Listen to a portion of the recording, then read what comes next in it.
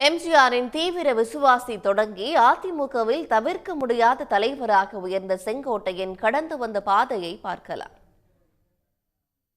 எம்ஜிஆர் தொடங்கிய அதிமுகவில் அவரது போர்ப்படை தளபதியாக இயங்கியவர் செங்கோட்டையன். கோபிச்செட்டிப்பாளையத்தில் கிளைக்கழகத்தை தொடங்கி செயல்பட்ட அவருக்கு முதல் முறையாக எம்ஜிஆர் மன்ற மாவட்ட செயலாளர் பதவி கிடைத்தது. 1977 நடந்த தேர்தலில் சத்தியமங்கலம் தொகுதியில் போட்டியிட்டு முதல் முறையாக சட்டமன்றத்திற்கு தேர்வானார்.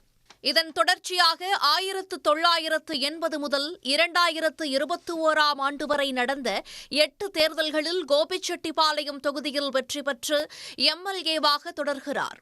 எம்ஜிஆர் மறைவுக்குப் பிறகு அதிமுக இரண்டாக உடைந்தபோது ஜெயலலிதா அணியில் சேவல் சின்னத்திலும் போட்டியிட்டு வெற்றி பெற்றார்.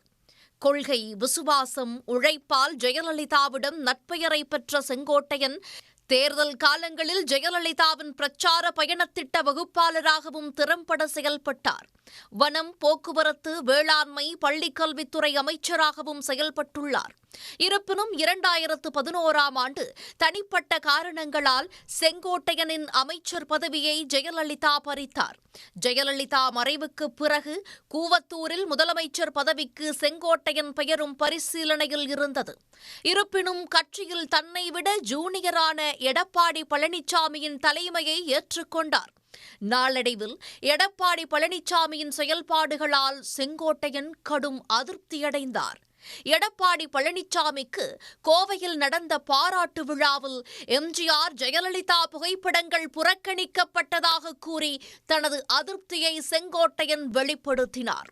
அதன் பிறகு கட்சியிலிருந்து செங்கோட்டையன் ஓரங்கட்டப்பட்ட நிலையில் கடந்த செப்டம்பர் 6 அதிமுகவில் அவர் வகித்து வந்த அமைப்பு செயலாளர் மற்றும் ஈரோடு புறநகர் மேற்கு மாவட்ட செயலாளர் பொறுப்புகளை எடப்பாடி பழனிசாமி பறித்தார்.